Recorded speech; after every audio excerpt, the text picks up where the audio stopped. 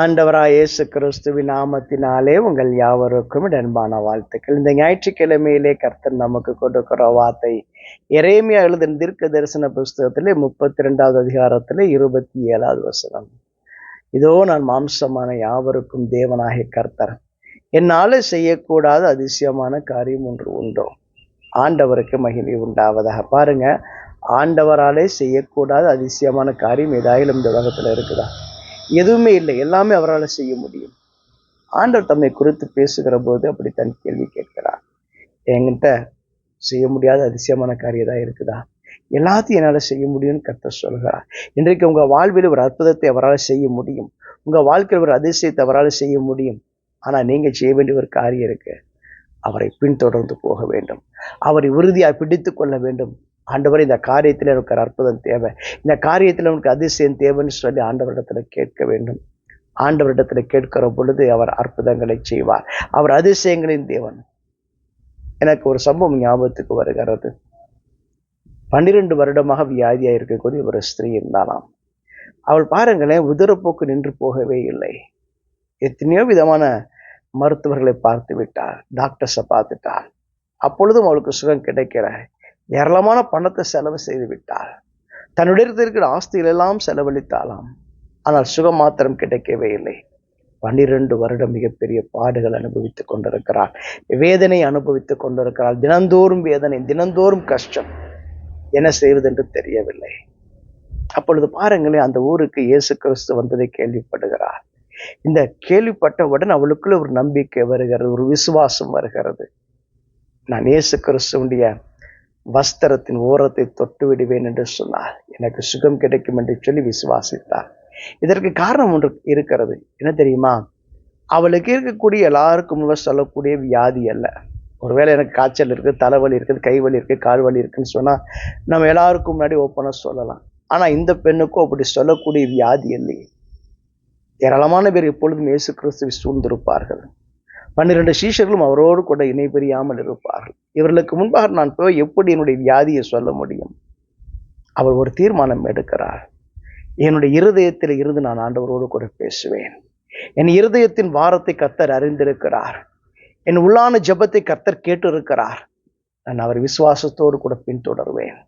அவருடைய வஸ்திரத்தை மாத்திரம்தான் நான் தொடுவேன். எனக்கு சுகம் கிடைக்கணும். அவரிடத்துல போய் சொல்ல முடியாது, கேட்க முடியாது. ஏன்னு கேட்டா எப்பொழுதுமே யாராவது கூட இருப்பாங்களே. ஆனா ஆண்டவர் என்னுடைய இருதயத்தின் வழியை அவர் அறிவார். என் பாரத்தை அவர் யாரால் புரிந்து கொள்ள முடியும். அதனால எனக்கு ஒரு கட்டாயம் சுகத்தை கொடுப்பார் என்று சொல்லி விசுவாசித்தார். அந்த விசுவாசத்தோடு கூட ஆண்டவரை தேடி போனால், ஆண்டவரை பின்தொடர்ந்தார். ஆண்டவர் போய்கொண்டிருக்கிற பொழுது ஏராளமான பேர் அவரை நெருக்கி கொண்டிருக்கிறார்கள், சூழ்ந்திருக்கிறார்கள். இந்த பெண் ஆண்டவர் அருகாமையில் சென்றார்.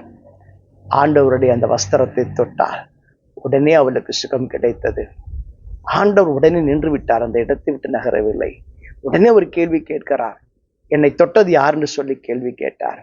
அங்க சுத்தி இருக்கிறவங்க கேட்டாங்க, ஐயா, உங்களை இத்தனை பேர் நெருக்கிட்டு இருக்கிறாங்க, எல்லாரும் தொட்டுட்டு தானே இருக்கிறாங்க, அப்ப நீங்க மட்டும் ஏன் இப்படி கேட்குறீங்கன்னு சொல்லி கேட்டவுடன் ஆண்டவர் சொன்னாரா, இல்லை, என்னிடத்துல இருந்து ஒரு வல்லமை புறப்பட்டு போனது, ஒருவர் இந்த இடத்துல சுகமடைந்தீர்கள் என்று ஆண்டவர் சொன்னாராம்.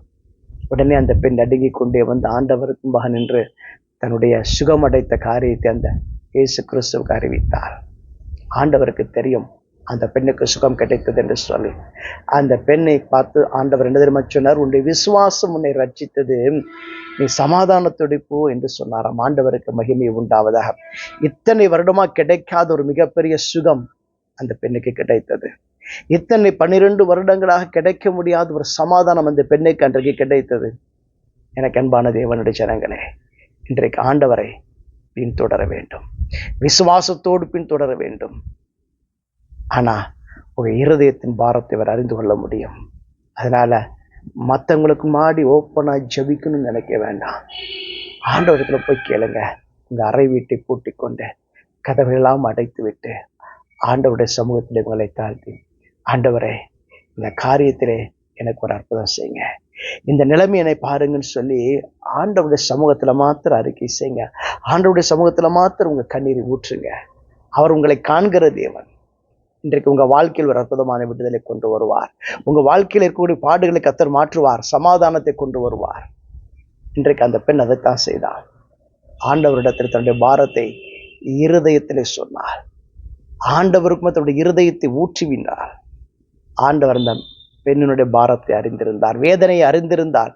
அதனால் தான் அந்த பெண்ணுக்கு உடனே சுகம் கொடுத்தார். அந்த பெண்ணுடைய விசுவாசத்தை கண்டார். இன்றைக்கும் கூட ஆண்டவரை நோக்கி பாருங்கள், விசுவாசத்தோடு பாருங்கள், விசுவாசத்தோடு அவரை பின்தொடருங்கள். இன்றைக்கு உங்க வாழ்க்கையில மகிமையான அற்புதத்தை பார்ப்பீர்கள். தேவன் தாமே உங்களை ஆசீர்வதிப்ப நான் ஜெபம் செய்வோம். எங்களை அதிகமாய் நேசிக்க நல்ல ஆண்டவரே, இன்றைக்கும் நான் மாம்சமான யாவருக்கும் தேவன் என்று சொன்னீங்க. உமாலே செய்யக்கூடாத அதிசயமான காரியம் ஒன்றுமே இல்லை ஆண்டவரே. இன்றைக்கு உடைய பிள்ளைகள் எந்த காரியத்திலும் நோக்கி பார்க்கிறோம், அந்த காரியத்திலே ஒரு அற்புதத்தை செய்யும்படி நான் ஜெபிக்கிறேன். பல வருடமாக போராட்டமாக இருக்கலாம், இன்றைக்கு அந்த பிள்ளைகள் வாழ்க்கையிலே ஒரு சமாதானத்தை கொண்டு வரும்படி நான் ஜெபிக்கிறேன். ஒரு அற்புதத்தை செய்து உடைய பிள்ளைகள் வாழ்க்கையிலே சந்தோஷத்தை கொண்டு வரும்படி நான் ஜெபிக்கிறேன். இயேசு ஜெபிக்கின்ற பிதாவே, ஆமென். God bless you.